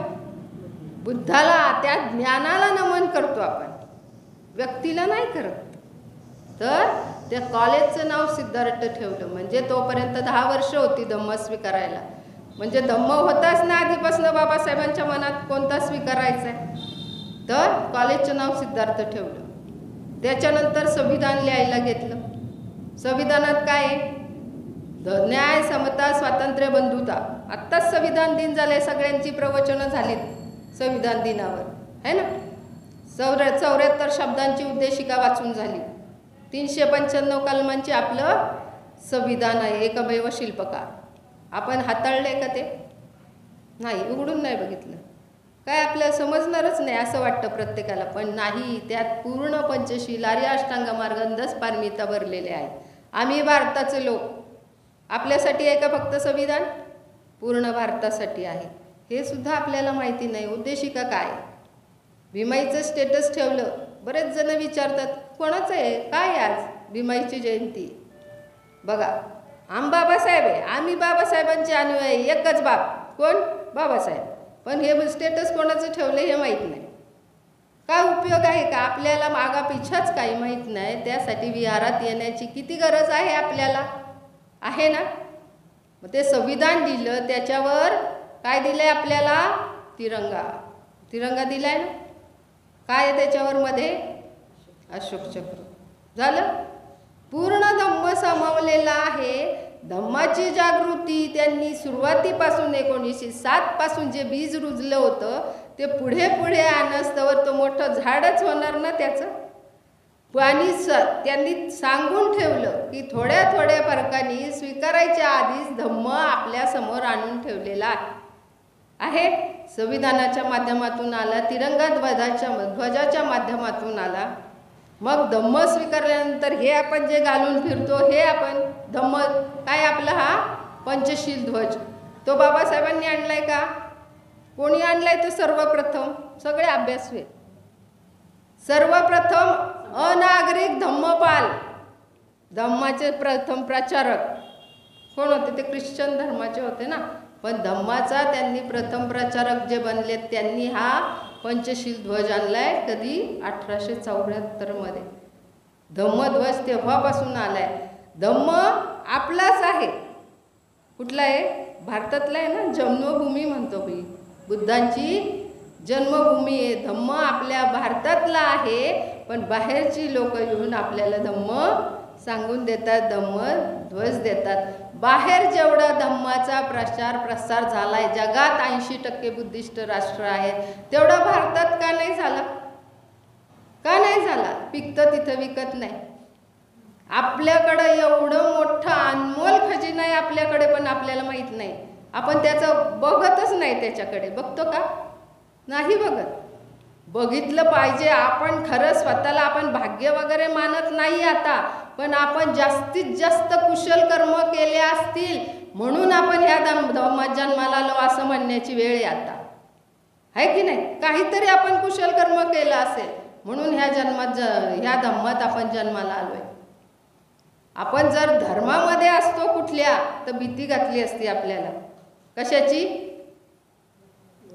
देवाची. काही कोप होईल, हे करा ते नका करू, तर काहीतरी होईल तुम्हाला. धम्मात आहे, आपल्याला कसली भीती आहे का? नाही. भीमराज की बेटी तर कुणाला घाबरतच नाही, है ना? कुणी असू दे, कोणाला घाबरतच नाही. आणि आपण घाबरलंच नाही पाहिजे. आपल्याला शिकवलंच नाही भीती म्हणजे काय. प्रत्येकाने हे लक्षात ठेवलं पाहिजे की आपल्या धम्मात भीतीला स्थान नाही, तर नीतिमत्तेला, आचरणाला स्थान आहे. लोक आपल्याला कितीही गर्दी असू दे, गाडी असू दे, बस असू दे, आपण व्यक्ती म्हणून नाही तर आपल्या युनिफॉर्मला बघून आपल्याला जागा देतात. कशामुळं? मुंबईला बघा, प्रत्येकाला मान आहे. कशाला? या पांढऱ्या वस्त्राला मान आहे. तर बाबासाहेबांनी इतकी मोठ्या प्रमाणात धर्मजागृती करून घेतली आहे. जसं तथागतांनी हाती तलवार न घेता जगावर राज्य केलेलं आहे, एकमेव वीर होऊन गेलाय, तसंच बाबासाहेबांनी एकही रक्ताचा थेंब न सांडताना ही धम्माची क्रांती केलेली आहे. सांडले का काय? शांतीच्या मार्गानेच सगळं चाललेलं आहे. बाकी जेवढ्या जगात क्रांत्या झाल्या त्या सगळ्या रक्तरंजित क्रांत्या होत्या. मग ह्या क्रांतीला जगात 1 नंबरचं स्थान आहे ना. एवढी मोठी धम्मक्रांती झाली. त्याच्यानंतर ह्याच्या संविधान सुपूर्द केलं, है ना. तत्कालीन पंतप्रधान पंडित नेहरू, राष्ट्रपती राजेंद्र प्रसाद आणि गृहमंत्री सरदार वल्लभभाई पटेल त्यांच्यात सुपूर्द केलं. पण आता आपली प्रजासत्ताक राज्य लगेच केलं का? 26 नोव्हेंबरला नाही. कधी केलं? 26 जानेवारीला. काय केलं? 2 महिने काय केलं? का नाही लगेच केलं प्रजासत्ताक 26 जानेवारीला? आणि 2 महिन्याचा गॅप का ठेवला? तर 26 जानेवारी 1930ला स्वराज दिन म्हणून तिथं झेंडा लावला होता. त्याला किती वर्ष झाली होती? 50ला 30 वर्ष, 20 वर्ष. त्यामुळे 26 जानेवारीला आपलं राज्य प्रजासत्ताक झालं, संविधान लागू झालं. सुपूर्द केलं 26 नोव्हेंबरला, पण लागू झालं प्रजासत्ताक, लोकशाही राज्य. पण आता म्हणायला लोकशाही राहिली आहे, कळले ना? आता निवडणुकींवरनं नाम मात्र लोकशाही राहिली. आत्ता तरी आपण जाग झालं पाहिजे. आता मार्कडची बातमी येते, सगळे बघत असते टी व्हीवर. त्यांना स्वतःहून पुन्हा करायचं आहे तरी त्यांना करू देत नाही. तिथं केवढा बंदोबस्त लावलाय, है ना. जागृत राहिलं पाहिजे. आपल्याला इकड तिकडची सगळी माहिती पाहिजे. सगळ्या बाबतीत आपल्याला कळलं पाहिजे जगात काय चाललंय.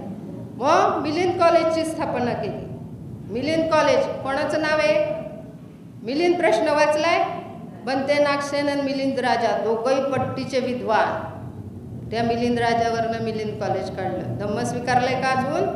नाही. नागसेन वन, आनंद भुवन, बुद्ध भवन, आपली आंबेडकर भवनची बुद्धभूषण प्रिंटिंग प्रेस, ही केव्हाची नावं होती? तेव्हा धम्म स्वीकारला होता का? नव्हता स्वीकारला. पण धम्म चालू होता. धम्मातच बाबासाहेब राहिले. एवढी वर्ष फॉरेनला, परदेशात शिकायला होते. एकही बाबासाहेबांनी शिल्प तोडलेलं नाही किंवा पारमिता भंग केलेली नाही. सगळ्याचं पालन केलेलं एक कट्टर बुद्धिस्ट म्हटले तर बाबासाहेबच आहेत. आपल्यापैकी कोणालाच म्हणू शकत नाही. म्हणून त्यांच्यासारखं जगायला शिकायचं आपल्याला. त्यांच्यासारखं जगलं पाहिजे. वाचलं नुसतं वाचून पाठ करून नाही होत, तसं जगायला शिकलं पाहिजे आपण. तर त्या कॉलेजनंतर बाबासाहेबांनी एक आणखी मोठे मोठे कार्यक्रम करायला सुरुवात केली. किती सभा घेतल्या, किती जणांना स्वतःहून सांगितलं मी हा धम्म स्वीकारणार आहे. हे पार्लमेंटमध्ये बोलून दाखवलं सगळ्यांसमोर मंत्री असताना की मी बौद्ध धम्माचा स्वीकार करणार आहे. अजून स्वीकार करायचा आहे. केवढी हिंमत. तिथं काय मारामाऱ्या केल्या भांडणं केली, पण डिक्लेअर करून टाकलं की मी आता बौद्ध धम्माचा स्वीकार करणार आहे. 1953ला भैयासाहेबांनी आपल्या आदरणीय ममतासागर मीराताई आंबेडकर यांचा विवाह बौद्ध पद्धतीने आरंभट स्कूल परेलमध्ये केला. बघा, तेव्हा बौद्ध धम्म स्वीकारला होता का? नव्हता. म्हणजे आपल्याला त्या मार्गावर नेलेलं होतं, पण बौद्ध धम्म स्वीकारलेला नव्हता. त्यांचा विवाह बौद्ध पद्धतीने करून दिला.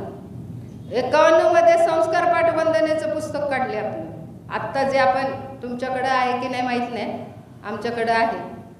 ते बाबासाहेबांच्या हातचं आहे. बाबासाहेबांनी तयार केले. ते पाली भाषेत होतं, पण ते तेव्हा बाबासाहेबांची पाली पण उत्कृष्ट होती. त्याच्यानंतर लग्न झाल्यानंतर बाबासाहेबांनी सगळीकडं सभा घेऊन सांगायला सुरुवात केली मी अमुक अमुक धम्म स्वीकारणार. कारण पार्लमेंटमध्ये डिक्लेअर करून टाकलेलं मी हा धम्म स्वीकारणार आहे. घराचं नाव पण राजगृह कशावरनं ठेवलं? 31ला घर बांधले 1931ला राजगृह. कशावरनं? बौद्ध धम्मातली राजगिरी, बिंबिसार राजाची राजधानी ती राजगृह. सगळं बौद्ध धम्मावरच त्यांची नावं, जे काय कार्य केलं ते बौद्ध धम्माला धरूनच होतं. त्याच्यानंतर 25 डिसेंबर 1954ला काय केलं?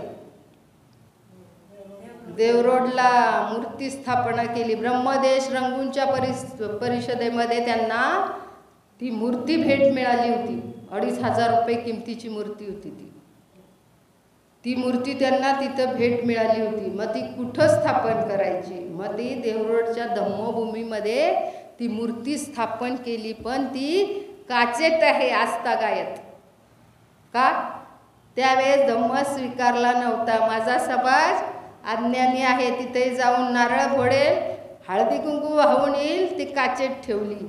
बिन नारळ बिरळ काही कुठल्या बिन खर्चाचा देव तुम्हाला आणून दिला इथं, असं बाबासाहेब त्यावेळेस म्हटलेले.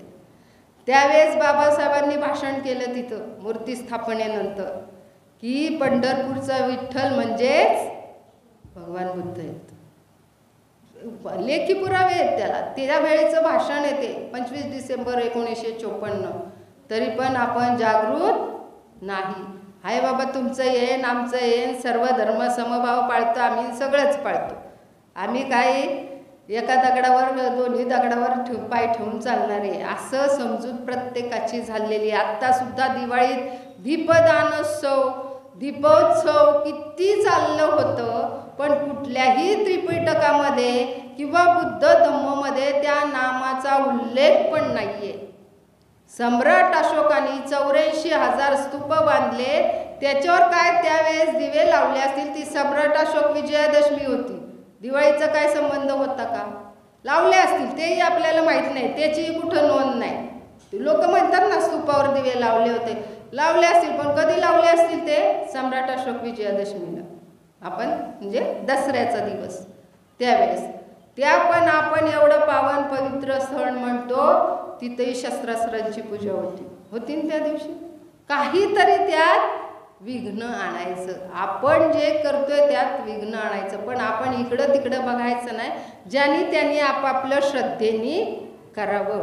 कुणी कुणात मिक्स करायला आपणच जातो, ते नाही येत आपल्याकडे. त्यांच्यावर आपण काहीही बोलत नाही. प्रत्येक जण आपापल्या धर्माचं आपापल्या श्रद्धेने करत असतं. आपण आपल्या धर्मात काय सांगितलं एवढंच फक्त लक्षात घ्यायचं आहे. इकडं तिकडं बघायचं नाही. आपल्या समोर पंचपक्वान्नाचं ताट भरलेलं आहे, ते सोडतो, त्यात मिठाचा खडा आणून टाकतो. निदान तुम्ही खाऊन जिभेवर ठेवून चव तरी घ्या. त्यात मिठाचा खडा टाकण्याच्या आधी कसं. त्यानंतर बाबासाहेबांनी आपली संस्थेची स्थापना केली 1954ला. 4 मे 1954 आणि 11 मेला त्याचं रजिस्ट्रेशन केलं. 55 मध्ये होताच आपले धम्म बुद्धिस्ट सोसायटी ऑफ इंडिया तथा भारतीय बौद्ध महासभेची स्थापना केली ना. कोणासाठी? आपल्यासाठी केली आहे. आणि संस्थेची 10 उद्दिष्ट धम्माचा प्रचार प्रसार करणे हे पहिलं उद्दिष्ट आहे. प्रचारकांचा संघ तयार करणे. आपल्याला एकच संघ माहिती आहे. संघ म्हटलं तर कुठला संघ, कुणाला म्हणता तुम्ही? नाही, आपल्यामध्ये संघ कुठला म्हणता? बनतेंचा. मग हे पांढऱ्या कपडेवाले इथं बसलेत ते कोण आहेत? ते बाबासाहेबांनी तयार केलेला प्रचारकांचा संघ आहे. शास्त्रोक्त पद्धतीने परीक्षा घेऊन त्यांना शिक्षण देऊन सुशिक्षित करून धम्माचा प्रचार प्रसार करायला दिलेला संघ आहे. पहिला संघ तयार केला भैयासाहेबांनी 1968ला पहिलं शिबिर घेतलं बौद्धाचार्यांचं. बौद्धाचार्यांचे जनक म्हणतो ना, स्वतः बसले आधी शिबिराला. 24च होते फक्त तिथं, फक्त 24 जण बसलेले होते. आणि त्यातले पहिले भैयासाहेब बौद्धाचार्य झाले. प्रॉपर शिक्षण देऊन त्यांना प्रचाराचा संघ तयार केला प्रचारकांचा. महासंघ नाही, बाबासाहेबांनी केलेल्या संघाला संघ नाही म्हणत. पहिलं संस्थेचं उद्दिष्ट आहे धम्माचा प्रचार प्रसार करणाऱ्याचा संघ तयार केला, बौद्धाचार्यांचा संघ तयार केला, व शिक्षक शिक्षिका तयार केले भरपूर. त्यानंतर सगळं कार्य झालेले आपण धर्मांतरापूर्वीचं बघतोय. धर्मांतरापूर्वी काय केलं तर ही संस्था स्थापन केली. संस्थेमार्फत आजतागायत हे कार्य चालू आहे. अख्ख्या देशात जवळजवळ 26 राज्यामध्ये संस्थेच्या शाखा आहेत. आत्ता या 2024मध्ये किती वर्ष झाली स्थापनेला मोजा. एवढ्या शाखा तयार झाल्यात. जर सर्वांनी ही जी वेगवेगळी मंडळं विहारांची झालेली आहेत सर्व जर एकत्र असते, एकाच बाबासाहेबांच्या संस्थेचं कार्य करत असते तर आता पूर्ण भारतभर दी बुद्धिस्ट सोसायटी ऑफ इंडिया तथा भारतीय बौद्ध महासभा ज्याचे संस्थापक अध्यक्ष डॉक्टर बाबासाहेब आंबेडकर आहेत, याचा सर्वत्र प्रचार प्रसार झाला असता. झाला असता का नसता? आत्तापर्यंत 26 राज्यात झालाय. हे आपण लक्षात घेतलं पाहिजे. म्हणजे आपण अजून कुठे आहे? मागेच आहे, अजून पुढे आलेलो नाहीये. त्यानंतर धर्मांतराची तारीख ठरली 14 ऑक्टोबर 1956ला नागपूर. त्या वर्षी 2500वी जयंती होती. कोणाची? भगवान बुद्धांची. 24 मे 1956ला सगळे म्हटले आपण बुद्धगयेला इकडं ठेवू की जयंतीच्या दिवशी ठेवू, आपल्याला बुद्ध धम्म स्वीकारायचं आहे. तर बाबासाहेबांनी काय सांगितलं? त्या दिवशी भाषण केलं, बुद्ध जयंतीला भाषण केलं. त्याच्यातही सांगितलं मी बुद्ध धम्म स्वीकारतोय असं ते सगळं सांगितलं. पण त्यांनी तारीख कुठली काढली? 14 ऑक्टोबर 1956. अजून पण 13 ऑक्टोबर 1956 आणि 14 ऑक्टोबर 1956 या दोन्ही तारखांमध्ये गल्लत होतीये ना. 14 ऑक्टोबर 1956ला धम्मदीक्षा घेतली. 14 ऑक्टोबरला आपण शुभेच्छा देताना काय लिहायचं? धम्मदीक्षा शुभेच्छा, धम्मदीक्षा दिनाच्या हार्दिक शुभेच्छा. आणि ज्या तारखेला सम्राट अशोक विजयादशमी असेल त्या दिवशी धम्मचक्र प्रवर्तन दिनाच्या शुभेच्छा द्यायच्या. आपण तारखेवर अजूनही जातो, 68 वर्ष झाली, पण त्या दिवसाला महत्त्व आहे. कुठला? सम्राट अशोक विजयादशमी. त्या 56ला 14 तारीख आली होती, मान्य आहे ना. पण आता दरवर्षी तारीख बदलते ना. यावर्षी किती होती? 12. यावर्षी 12 ऑक्टोबर होती ना. ओळीने आलं ते 12, 13, 14. 13ला मुक्ती दिन आला येवल्याचा, 12ला धम्मचक्र प्रवर्तन आलं आणि 14ला धम्मदीक्षा वर्धापन दिन आला ना. ओळीने आलं ना. कधीतरी घडतं असं. तर हे आपल्याला लक्षात राहिलं पाहिजे. साध्या साध्या गोष्टी आहेत ह्या. तारखांवर लक्ष ठेवायचं फक्त. आपल्याला दिवस कुठला महत्त्वाचा आहे? सम्राट अशोक विजयादशमी. तो दिवस निवडला कारण सर्वात जास्त धम्म प्रचार प्रसार कुणी केला असेल तर सम्राट अशोकाने पुनरुत्थान केलं धम्माचं. जे काही 9 स्तूप बांधले होते भगवंतांच्या अस्थिधातूवर त्याचं उत्खनन केलं. 84,000 भगवंतांच्या मुखातून आलेली सुत्त होती, त्याच्यावर 84,000 स्तूप उभारले. केवढं मोठं कार्य केलं. कलिंगच्या युद्धानंतर ते रक्त सगळं पाहून बनते निग्रोधांनी विचारलं काय आता हे नको, चंडाशोकचं कोण झालं? देवानां पियदस्सी राजा. ते एका युद्धामुळे एवढी कलाटणी मिळाली, चंडाशोकचा सम्राट अशोक झाला. एवढं मोठं परिवर्तन झालं. मग मोगलीपुत्र बनते तिथं होते, मोगलीपुत्र तिस्स त्यांच्या काळात एवढं आपल्या ह्याच्यासाठी कार्य केलं, बुद्ध धम्मासाठी. बुद्ध धम्माचा आदर्श प्रचारक बनला. म्हणे मी आता एवढं सगळं दान केलं, एवढं धम्माचं कार्य केले, आता मी धम्माचा दायक झालो का? तर मोगलीपुत्र तिस्स भंतेजी म्हटले नाही, अजूनही झालं नाही. स्वतःची वस्तू एखादी दान केली तरच तुम्ही खऱ्या अर्थाने धम्माचे दायक व्हाल. तर स्वतःची 2 मुलं संगमित्रा आणि महामहेंद्र यांना दान केलं.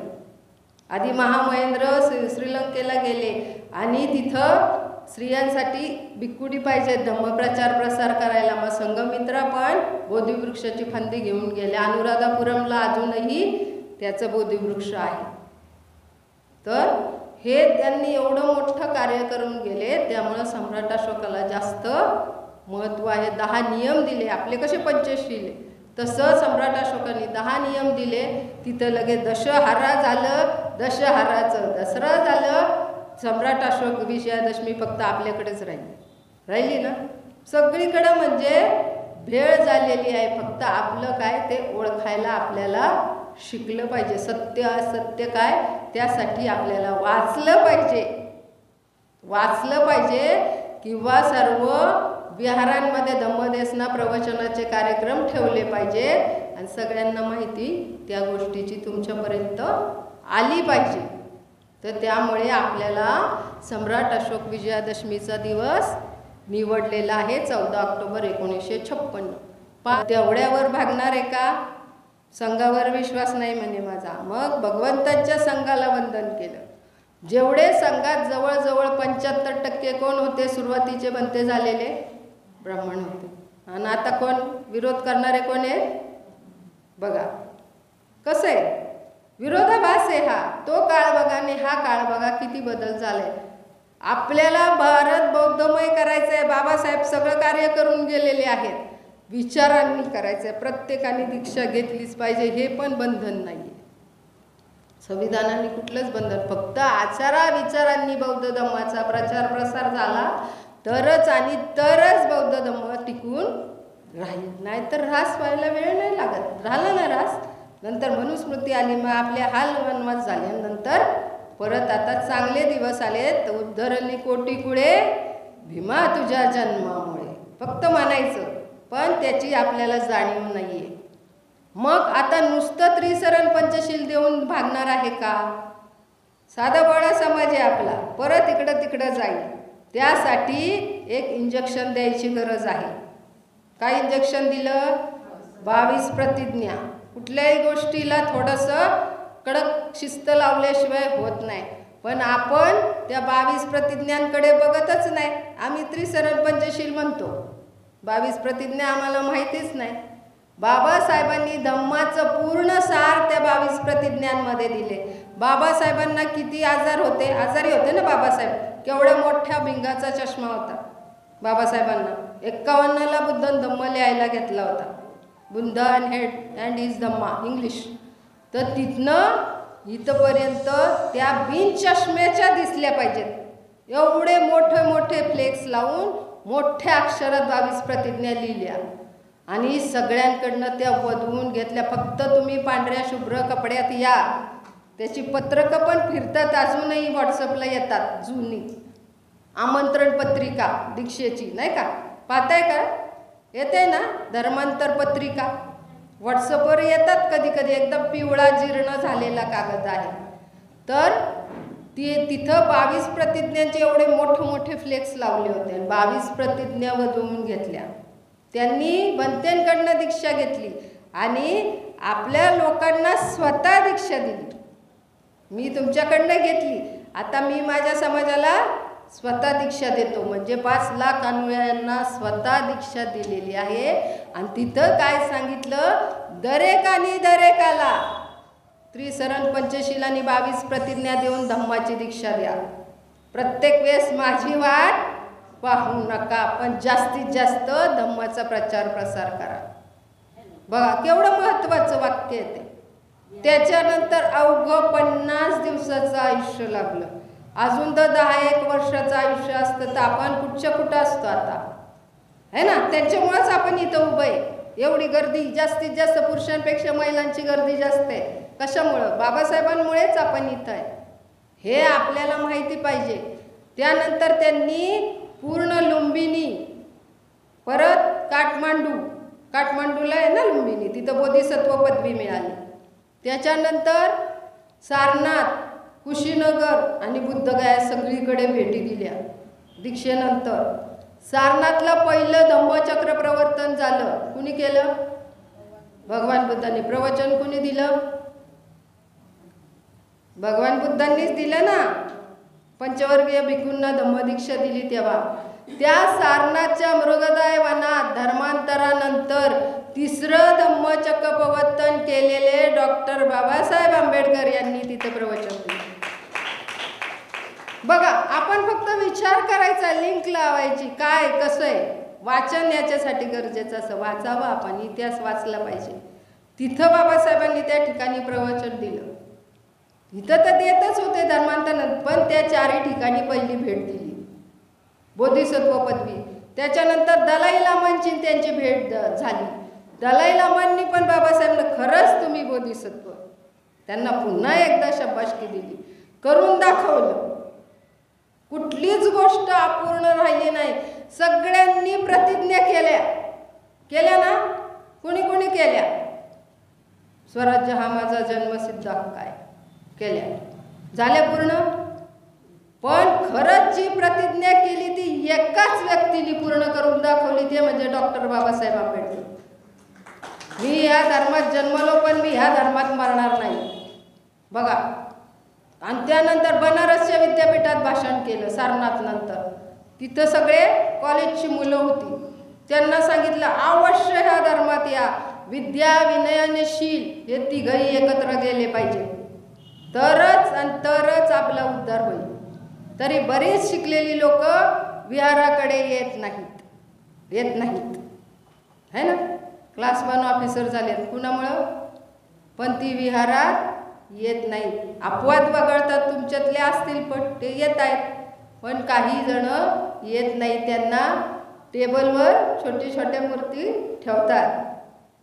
पण कुणामुळं आपण या खुर्चीवर, या टेबलवर बसलोय हे आपल्याला जाणीव नाही. हे आपल्या लक्षातच येत नाही की त्यांच्यासाठी आपण आपलं आयुष्य खर्ची झालं. आम्ही स्वतः जेवढे संस्थेचे कार्यकर्ते, संस्थेचं काम करतो. आता इथं माझ्यासोबत आता रोकडे गुरुजी, रोकडे ताई दोघंही आहेत, पण आम्ही आंबेडकरी घराण्याचे एवढे एकनिष्ठ आहोत की शेवटच्या श्वासापर्यंत आम्ही इथं उभं राहू. इथं काय झालं, आम्हाला 4 लोक आमचे नातेवाईक ओळखत होते, पण जसं आमच्या नावापुढं बाबासाहेबांच्या संस्थेचं नाव लागलंय तर आता आम्हाला सगळे ओळखायला लागते. का आम्हाला ओळखतात का? ते संस्थेमुळे आम्हाला ओळखतात की आम्ही ह्या संस्थेचं काम करतो. ही माझ्या वडिलांची संस्था, माझ्या बापाची संस्था आहे, बाबासाहेबांची संस्था आहे, ज्याच्यामुळं आम्हाला सगळं स्वातंत्र्य मिळालं ना. सगळं स्वातंत्र्य मिळालं ना आपल्याला. मग त्यांचे ऋण फिटणार नाही ह्याचा आपण विचार केला पाहिजे. तर धर्मांतर झालं, मग सगळ्यांना प्रवृत्त केलं, पुन्हा भाषणं, सभा घेतल्या. पार 5 नोव्हेंबरपर्यंत, 5 डिसेंबरपर्यंत बाबासाहेब फिरत होते ना फिरत. पण बुद्धानी धम्म पूर्ण झाला होता इंग्लिशमध्ये, पण त्याची प्रस्तावना राहिली होती. बघा, शेवटच्या श्वासापर्यंत लहानपणापासून की जेव्हापासून समाजकार्य सुरू केलं तेव्हापासून जो व्यक्ती झिजला तो शेवटच्या श्वासापर्यंत त्यांनी ते पूर्ण केलं प्रस्तावना. आणि त्या रात्रीच बाबासाहेबांचं कधी महापरिनिर्वाण झालं असेल. बघा, शेवटच्या श्वासापर्यंत समाजासाठी झटले. मग आपण आपला त्यांच्यासाठी समर्पण केलं, पूर्ण आपलं आयुष्य दिलं, जीव जरी दिला तरी त्यांचं ऋण फिटणार नाहीये. त्यांचं ऋण फिटणारच नाही आहे. त्यासाठी एकच करू शकतो, त्यांनी दिलेल्या मार्गावर आपण चालू शकतो. एवढंच करू शकतो आपण, दुसरं काहीही करू शकत नाही. 1990ला भारतरत्न दिले, पण भारतरत्नाचं एका बाबासाहेब विश्वरत्न आहेत. आपले एकट्याचे बाबासाहेब आहेत का? विश्वाचे आहेत. भगवान बुद्ध आपले एकट्याचे आहेत का? नाही. फक्त आपण त्यांचा धम्म घेतलाय, नवयान पंथ. आपण तो धम्म स्वीकारलाय म्हणून आपले पण सगळ्यांचे प्रत्येकाने येऊन धम्म दीक्षा न घेता किमान त्यांच्या धम्माचं आचरण केलं तरी भारत बौद्धमय व्हायला वेळ लागणार नाही. हा समाज बाबासाहेबांना अभिप्रेत नाही आहे, दोन्ही दगडावर चालणार. बाबासाहेबांना कुठला समाज आपण बाबासाहेबांची लेकरं म्हणून घ्यायला पात्र का नाही हे स्वतः प्रत्येकाने विचार करा. आपण बुद्धिस्ट म्हणायला पात्र आहे की नाही हा प्रत्येकाने पहिला विचार करा, की आपण स्वतः खरंच बुद्धिस्ट आहोत का? आपण खऱ्या अर्थाने बुद्ध धम्माचं आचरण करतो का? आपण उपासक उपासिका पण नाहीये. पूर्ण अर्थाने आपण जेव्हा धम्माचं आचरण करू तरच आपण उपासिका उपासक म्हणण्यास पात्र आहे. रोज रात्री झोपायच्या आधी 2 मिनिटं स्वतःला वेळ द्या. मी खरंच आज कुठलं धम्माचं कार्य केलंय का किंवा नाही केलं, स्वतःसाठी वेळ द्या. स्वतःचं परीक्षण करा. तरच आपला हा धम्माचा प्रचार प्रसार, बाबासाहेबांनी हा धम्मरथ आणलाय आपल्यासाठी. तो आपल्याला थांबला तरी चालेल पण मागे न्यायचा नाही, पुढे न्यायचं आहे आपल्याला. ते पुढं नाही नेता आलं तर थांबू द्या. त्याची पुढची चाकं कोण आहे? भिक्खू आणि भिक्खुणी. मागची 2 चाकं उपासक आणि उपासिका. भिक्खू आणि भिक्खुणींची संख्या एवढी नाहीये आणि उपासक उपासिका तर विचारूच नका. मग ही 4ही चाकं कशी धावतील? विचार करण्यासारखा मुद्दा आहे ना. आपल्याला कुठली गोष्ट नाहीये किंवा आता आपल्यावर खूप अन्याय अत्याचार होत आहेत किंवा काही त्रास आहे आपल्याला, आहे का अशी गोष्ट? काहीच नाही. आपल्याला सगळा आनंदी आनंद आहे. आपल्याला बाबासाहेबांनी कुठल्याच गोष्टीत मागं ठेवलेलं नाहीये. आपण का मागं जायचं? मग मागचं सोडून पुढे चालायचंय. नेहमी माणसाने कुशल कर्म करा, प्रत्येकाचं चांगलंच होणार आहे. वाईट कर्म करू नका. पंचशिलेचं 10 पारमिता आर्य अष्टांग मार्गाचं आचरण करा. त्याला काही पैसे पडत नाहीत किंवा काय कुणाचा नवस करायचा नाही, फेडायचं नाही, काही करायचं नाहीये. फक्त आपल्यात बदल करायचा आहे. तरच आपण बाबासाहेबांचे अनुयायी म्हणून घेण्यास पात्र आहोत आणि बुद्धिस्ट होण्यास पात्र आहोत. नाही तर काहीच नाहीये आपल्या आयुष्यात त्याच्याशिवाय काहीच नाही. भीम के लगते जिगर, आधे इधर आधे उधर करून काहीच नाही उपयोग है ना. काय आहे का उपयोग? दोन्हीकडे फिरतात ते. फक्त आम्ही बाबासाहेबांची मुलं एवढंच म्हणणार, आमचा बाप. हे करता कामा नये. जाता जाता एकच छोटंसं सांगते. फूलों की कहानी बहारों ने लिखी, फूलों की कहानी बहारों ने लिखी, हमारे जिंदगी की कहानी बाबा साहब जी ने लिखी, बाबा साहब जी ने लिखी, बाबा साहब जी ने लिखी. नमो बुद्धाय. जय भीम. जवळजवळ 1.5 तासापेक्षाही जास्त ताईंनी आज आपल्याला बाबासाहेबांबद्दलची माहिती दिली. बाबासाहेब, संपूर्ण बाबासाहेब आपल्यासमोर ताईंनी आपल्यासमोर मांडले. ताईंसाठी म्हणावं असं वाटतं की किती मानावे आभार तुमचे, खरंच काही कळत नाही. किती करावे कौतुक तुमचे, खरंच काही कळत नाही. आणि तुमच्यासाठी तोला मोलाचे शब्द काही मिळत नाही. खूप खूप धन्यवाद ताई. ताईंसाठी जोरदार टाळ्या वाजूया. यानंतर आजच्या कार्यक्रमाच्या अध्यक्षा शारदाताई मोरे यांना विनंती करते की त्यांचं अध्यक्षीय भाषण करावं. अखिल विश्वाला शांतीचा मार्ग देणारे महाकारुणी तथागत भगवान गौतम बुद्ध, भारतीय घटनेचे शिल्पकार बोधिसत्व परमपूज्य डॉक्टर बाबासाहेब आंबेडकर, राष्ट्रपिता महात्मा ज्योतिबा फुले, राष्ट्रमाता सावित्रीबाई फुले, माता रमाई, माता भीमाई, संत गाडगे महाराज, शाहू महाराज, अहिल्याबाई यांच्या स्मृती विचारांना विनम्र अभिवादन.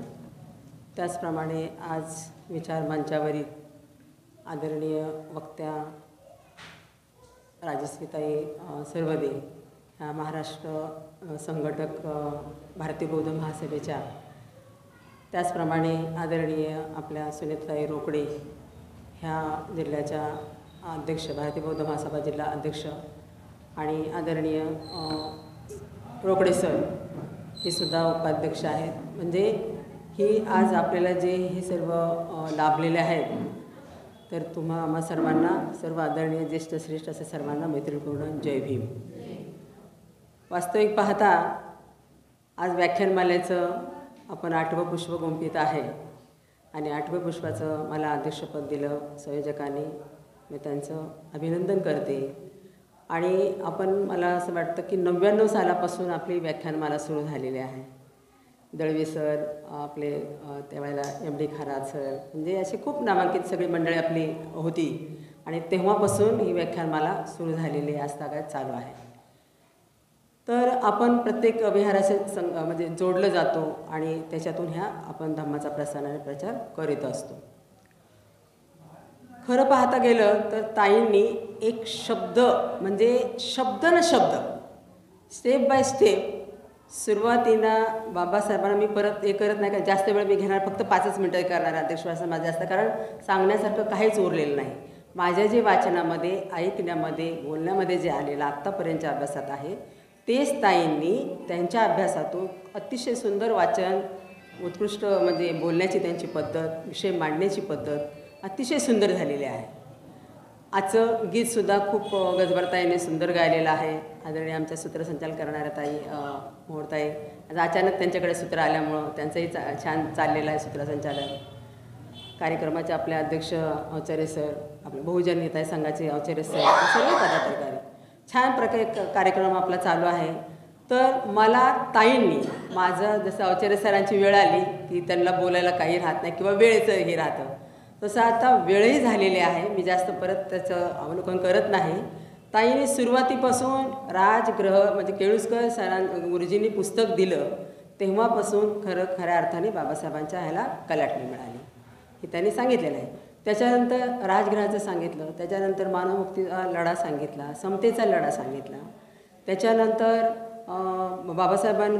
बाहेर गेले, गोलमेज परिषद झाली, त्याच्यामध्ये पण आपल्याला मतदानाचं म्हणजे सामाजिक लढा आणि सुरुवातीपासून सामाजिकतेमधून धार्मिकतेचा पगडा बाबासाहेबांवर सुरुवातीपासून दिसत आहे.